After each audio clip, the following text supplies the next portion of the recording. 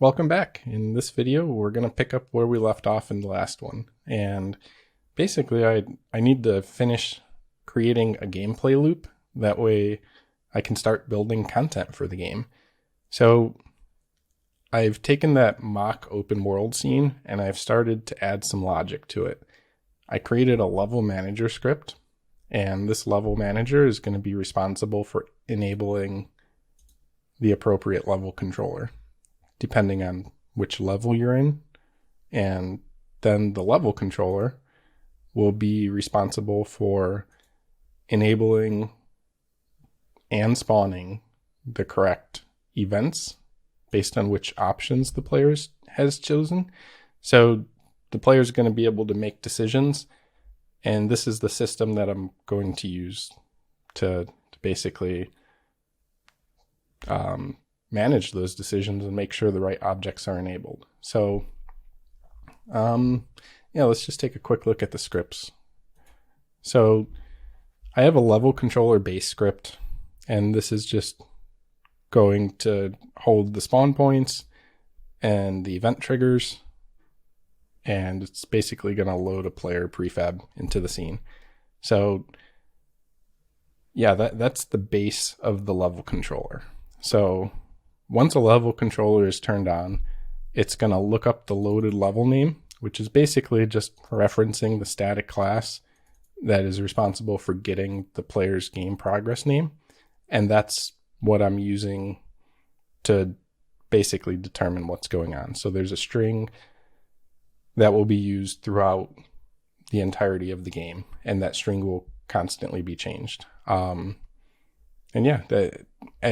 right now, this is, I'm trying not to overcomplicate anything.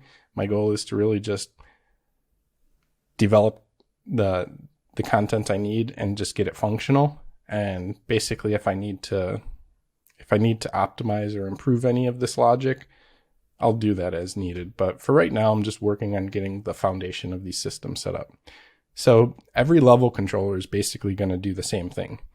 It's going to check which option for the level the player selected. So that's the decision aspect for the player, and that will enable a different trigger. So the trigger is going to be what the player, that'll basically be the event that the player will need to drive to, whether it's a race, some type of event, whatever it is. And that will be enabled. And I'll show you that in just a minute. And that's it. So we're spawning the player at the appropriate position for the level. And we have multiple positions that we can choose based on the option. And we're enabling the appropriate event trigger based on what the player has chosen. Now the level controllers themselves, the reason I created a base class for the level controller was so that I can actually have custom logic for each level. So level 1 can have its own logic. I can enable more things, and that will be specific to level 1. Or I could disable content, whatever I want to do. And those are my two level controller scripts. And basically, for each level that there will be in the game, I'll just create a unique script for that. And the level manager, I showed you that object in the scene. That's basically just responsible for holding the level controllers.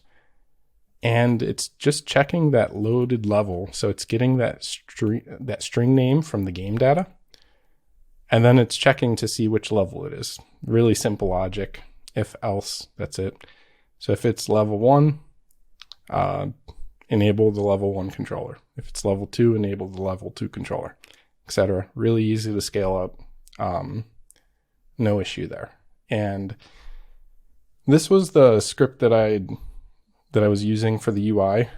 So I'm currently getting the profile name that was loaded, the progress name, which is actually what's used in all of the systems that I just showed you. And then I'm getting the game % complete and the playtime. And really that's about all of the scripting so far that's set up. So let me go back to the main menu. Well, sorry, let me actually show you these really quick. So I'm just going to enable the level 1 controller so we could see what's on it.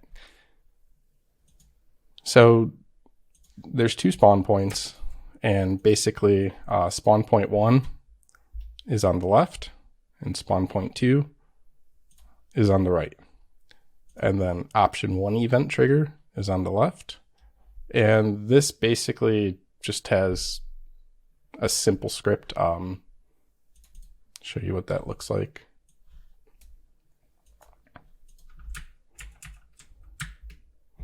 So all I'm doing here is creating a Unity event that's accessible from the inspector, so I could trigger whatever I want. I don't need to hard code anything, and then I just invoke that trigger or that Unity event when the player collides with it. Yeah, pretty simple. So that is what I need to build after today moving forward. Yeah, so depending on which option you selected, you're going to either get those objects enabled. And using Pro Builder, I'm just creating a really simple open world scene.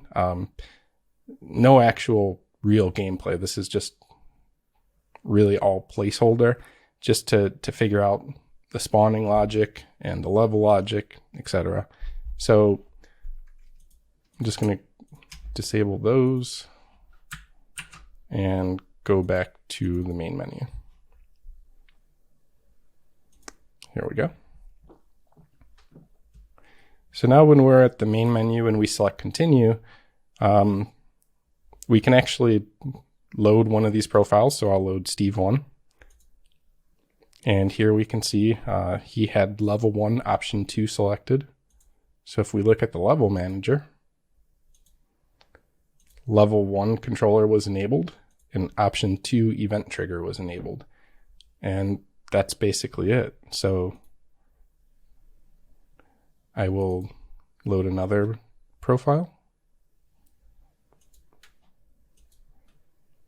And here we are. We have the 5A profile name, level 1, option 1.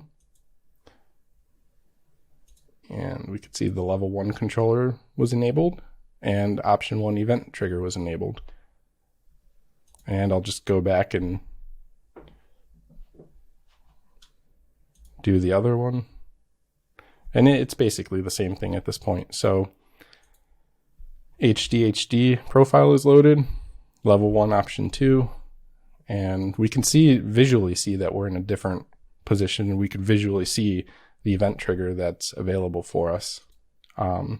Oops. We could see level 1 controller is enabled again, and we get event trigger 2.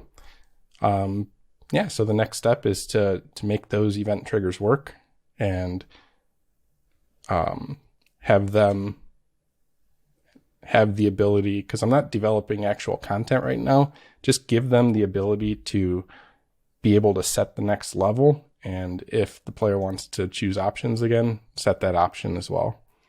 So yeah, that's today's work, and I'll see you in the next video. Bye.